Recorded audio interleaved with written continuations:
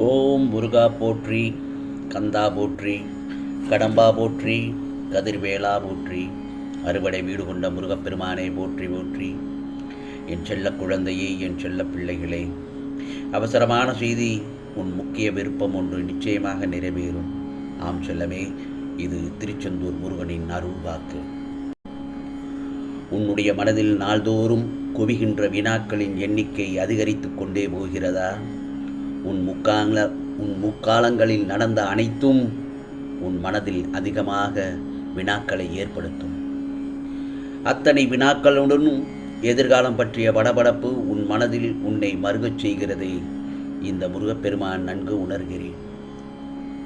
அவைகள் யாவும் அர்த்தமற்ற வினாக்கள். உன் வினாக்கள் என்பது உன் தேவைகளுக்காக இருக்கிறது. அது உன்னிடத்தில் நீ வினா எழுப்பாமலேயே வந்து சேர்ந்துவிடும். இருந்த போதிலும் உன்னுடைய சில வினாக்கள் ஆத்மார்த்தமாக இருக்கின்றது. இந்த மானுட தேகத்தின் பண்பு என்பதை தாண்டி வரும் கோபம், வெறுப்பு. காயம்தான் பட்டாலும் வலிதான், மற்றவர்களுக்கு பட்டாலும் வலிதான். அப்படி இருக்கையில் ஏன் இந்த வழி ஒருவருக்கு ஒருவர் மாற்றி கொடுக்கிறார்கள் என்ற கேள்விகளுக்கு பதில் ஒன்றே ஒன்று, கர்மாதான். மேலும் பூட்டிய வீட்டைத்தான் திறந்து வைக்க முடியும். அதே போலத்தான் வாழ்க்கையில் சில கதவுகள் தாளிடப்பட்டு இருக்கலாம். ஆனால் அவைகள் மூடப்படுவதற்கல்ல, வீடு வாசலாய் திறந்து வைப்பதற்கே. ஒரு காயத்தால் தான் எல்லோருடைய வாழ்க்கையை புரிந்து கொள்கிறார்கள். காயம் பட்டவருக்கு வலி, அந்த வழியிலிருந்து மீண்டு வர வேண்டும். அதில் அவர்களுக்கு ஏற்படும் அனுபவமும் ஒரு பாடம். வழி கொடுத்தவர் தன் தவறை நினைத்து வருந்தும் காலம் நிச்சயமாக இருக்கும். அவற்றால் அவர்கள் சந்திக்கும் வினைகள், அதில் அவர் தன் தவறை உணர்ந்து பக்குவம் அடையும் போது அதுவும் ஒரு அனுபவம், அதுவும் ஒரு பாடம். நாம் என்ன செய்கின்றோமோ அதுவே நமக்கு வந்து சேரும். புரிகிறதா? நாம் என்ன செய்கின்றோமோ அதுவே நமக்கு வந்து சேரும். நல்லதோ கெட்டதோ எல்லாம் ஒரே பாதையில் ஏற்படும் இருவழி பயணமாயிருக்கும் இந்த எதிர்முனை பயணம். அந்த பயணத்தை நீ முடிக்கப் போகிறாய். இனி எல்லா வெற்றிகளும் உன்னிடம் வந்து சேரும். அதே போலத்தான் வாழ்க்கையில் நீ அனுபவித்த வேதனை, துயரம், மற்ற இந்த எக்கட்டான நிலையையும் வேறு யாராவது அனுபவித்து கொண்டு இருந்தால் அவர்களுக்கு உன்னால் முடிந்த உதவியை செய். தர்மங்களில் தலையாயது உதவி. தேவைப்படுபவர்களுக்கு உதவுவது. அவர்களின் உதவியற்ற நிலைமையை பார்த்து ஏளனம் செய்யாதே, சந்தோஷப்படாதே. யாரேனும் உனக்கு தீமையை செய்தாலும் அதற்கு பழிக்கு பழி வாங்க நினைக்காதே. அவர்களுக்கு நீ ஏதேனும் செய்யும்படி காலம் பணித்தால் உன்னால் இயன்ற நன்மையை மட்டுமே செய். இந்த முருகப்பெருமான் உன்னோடு நான் இருக்கும்போது ஏன் அப்படி நடந்து விடுமோ, இப்படி நடந்துவிட்டால் என்ன செய்வது என்று எந்நேரமும் ஏன் கவலைப்பட்டு கொண்டே இருக்கிறாய்?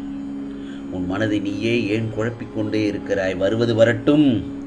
உறுதியாக எப்போதும் நிதானத்தோடும் நம்பிக்கையோடு செயல்பட்டு பார். அப்போது நீ மிகுந்த பலனை அடைவாய். ஒரு காரியத்தில் ஏமாற்றமோ தோல்வியுற்றாலோ வருந்தாதே. அதில் பெற்ற அனுபவத்தை கொண்டு அடுத்த முயற்சியில் திறம்பட செயல்பட கற்றுக்கொள். அதே சமயத்தில் மீண்டும் மீண்டும் தோல்வி அடைந்தால் ஏன், எங்கு தவறு செய்கிறோம் என ஆராய்ந்து பார். தோல்வி அடைந்தால் வாழ்க்கை முடிந்துவிட்டது என்ற அர்த்தம் இல்லை. எனவே எதற்காகவும் பயப்படாதே. இந்த நிலை நிச்சயமாக மாறி நீ விரும்பும் அனைத்தும் கிடைக்கும். எனவே கவலைப்படாதே, நம்பிக்கையோடு செயல்படு. நீ எடுக்கும் எல்லா முயற்சிகளிலும் உனக்கு வெற்றி நிச்சயம். கவலைப்படாதே என் செல்லவே. முருகப்பெருமான் எப்போது என்னுடைய கரம் கொண்டு உன்னை இழுத்து வந்தேனோ மறுகணமே உனக்கு பிடித்த விஷயங்கள், அதாவது நீ விரும்பிய வாழ்க்கை, நீ விரும்பினாலும் விரும்பாவிட்டாலும் உனக்கு நிச்சயமாக அருள்வாளிப்பேன் இந்த முருகப்பெருமான். ஏனென்றால் இவைகள் எல்லாம் எனது கடமைகள் அல்லவா? இவைகளை பெறுவதற்கு சற்று காலதாமதமாகலாம். ஆனால் அதற்காக நீ என்ன செய்ய வேண்டும்? காத்திருக்க வேண்டும். என்ன வேண்டும்? பொறுமையாக இருக்க வேண்டும். உடனே அவசரப்படக்கூடாது. எடுத்தோம் கவிழ்த்தோம் என்று எனக்கு உடனே கிடைக்க வேண்டும் என்றும் அவசரப்படக்கூடாது. நீ என்னை காண்பது எளிதல்ல. பலர் எனது வாயிலில் தவம் இருக்கிறார்கள், முருகா முருகா என்று. அப்படிப்பட்ட சூழ்நிலையில் நீ எதற்காக அவசரப்படுகிறாய்? ஏன் இந்த பதற்றம்? இந்த முருகப்பெருமான் உனக்கு பாதுகாப்பு வளையமாக நான் உன்னை சுற்றி சுற்றி தானே வந்து கொண்டிருக்கிறேன். உன்னை இதுவரை என் பொக்கிஷமாக வைத்திருக்கிறேன். உனது நீ விரும்பியபடி வாழ்க்கையை உனக்கு கொடுக்கப் போகிறேன். அதை நீ உதிர்ந்து விடாமல் பக்குவமாக வைத்து கொள்ள வேண்டாமா? ஆகவே புரிந்து வாழ கற்றுக்கொள். இதை நான் பலமுறை சொல்லியிருக்கிறேன் என் செல்ல பிள்ளைகளுக்கு. வாழ்க்கையில் நீ பேசும் மற்றும் செய்யும் காரியங்களை கவனமாக செய்ய வேண்டும். நீ ஒன்று நினைத்திருப்பாய், ஆனால் அதை புரிந்தவர்கள் அதே கோணத்தில் அதே மாதிரிதான் புரிந்து கொண்டிருப்பார்கள் என்பது நிச்சயமாக இல்லவே இல்லை. அதற்குத்தான் சொல்கிறேன், என்றைக்கும் பேசுவதற்கு முன் கவனமாக யோசித்து பேசு என்று. அந்த வார்த்தைகளின் கணக்கு உன் வாழ்க்கையின் கணக்கில் இரண்டாய் ஏற்படும் சூழல் உருவாகும். ஏனென்றால் நீ பயன்படுத்தும் சொற்களுக்கு நீதான் பொறுப்பு. ஒரு முறை கூறிவிட்டால் அதை மாற்ற முடியாது. அதனால் பேசும்போது கவனமாக பேசு. வாழ்க்கையில் இறப்பு ஒன்றுதான் முடிவு என்று நினைக்காதே. உன்னை சுற்றி 1000 துர்நாற்றங்கள் வீசலாம், ஆனால் அதை சகித்து போகச் சொல்லவில்லை. அதை எதிர்த்து உன்னால் மூச்சை நேராக சுவாசிக்க முடியும். வாழ்க்கையில்தான் லட்சியங்களும் பாதைகளும் இருக்குமே தவிர லட்சியங்கள் பாதைகள் வாழ்க்கையாகாது. வாழ்வதற்கான தேடல்தான் இந்த குறிக்கோள், ஓட்டம் எல்லாம். இதைத்தான் வாழ்க்கையே என்றே என் பிள்ளைகள் நீ எண்ணுகிறாய். ஆத்மாவை காயப்படுத்தும் எந்த உரிமையும் மற்றொரு ஆத்மாவுக்கு இந்த உலகத்தில் கொடுக்கப்படவில்லை. அப்படி இருக்கும் பட்சத்தில் உன் ஆத்மா காயப்படுவதற்கு காரணமான அனைத்தையும் நான் எப்படி பந்தாடுகிறேன் என்று மட்டும் பார்.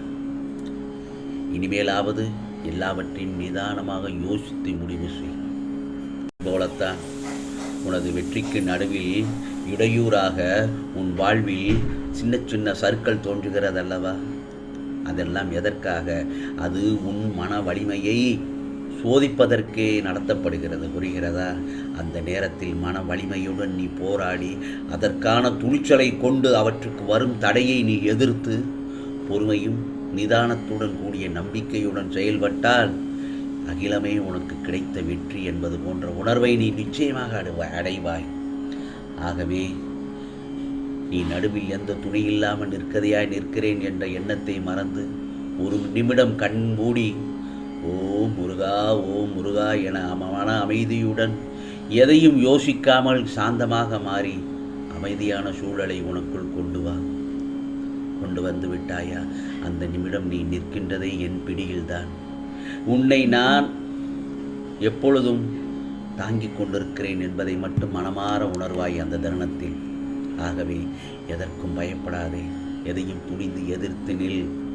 உனக்கான இந்த முருகப்பெருமான் என்றும் துணை உண்டு, வேல் உண்டு, வினையில்லை முருகா. உன்னை நிச்சயமாக நல்வழிப்படுத்துவேன், கவலைப்படாதே. இது முருகனின் அருள் வாக்கு, சத்திய வாக்கு. உனக்கானதெல்லாம் நிச்சயமாக நல்லது நடக்கும், நல்லது மட்டுமே நடக்கும், அதுவும் நன்மையாகவே இருக்கும். ஓம் முருகா சரணம், ஓம் முருகா சரணம், ஓம் முருகா சரணம்.